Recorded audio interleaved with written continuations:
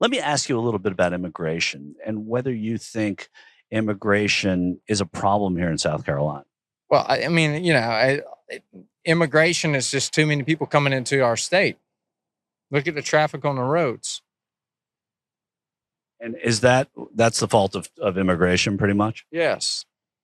What's the most dangerous thing happening in the country right now? That the kids are switching their genital or their sexual things in like grade school and stuff like that. Do you think that's a lot of people that are doing it?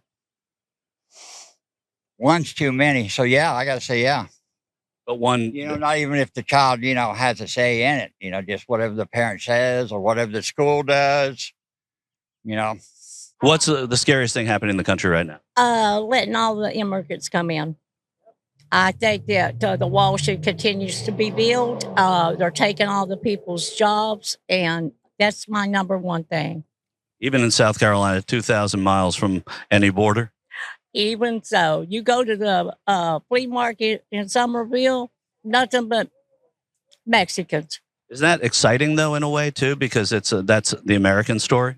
That's not exciting to me. I think America should come first.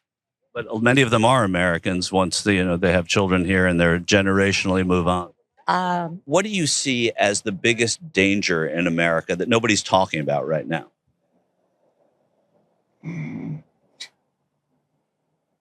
Everything. I don't want my grandchildren to be raised in the world where it's headed. What's the biggest or the scariest thing that's happening in this country that no one's talking about right now? That's a really good question. I would say probably electric cars and holograms. That's something we all got to be prepared for. And AI is scary, but it's not going anywhere. We got to learn how to live with it and learn how to deal with it. Is that something that you think Donald Trump would embrace as something that he would find scary as well? I think so. I think he would embrace it, and he'd also take care of it somehow.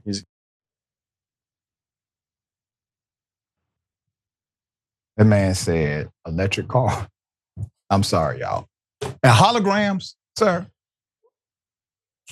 So there's so much to dissect here. I do want to highlight just one extreme reality.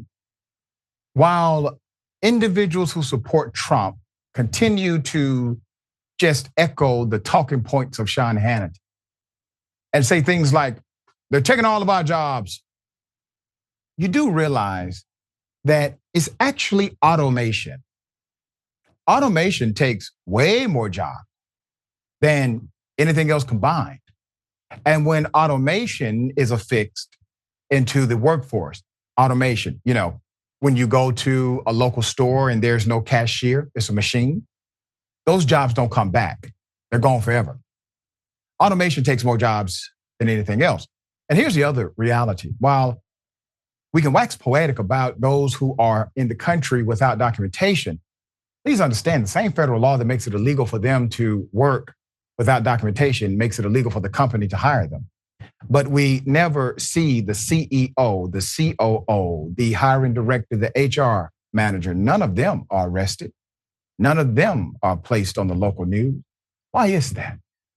And over 90% of individuals that come here undocumented come here for one reason: employment, which means there's an employer willing to hire.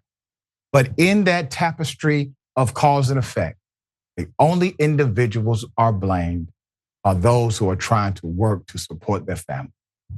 I'll be damned. Senator, thoughts?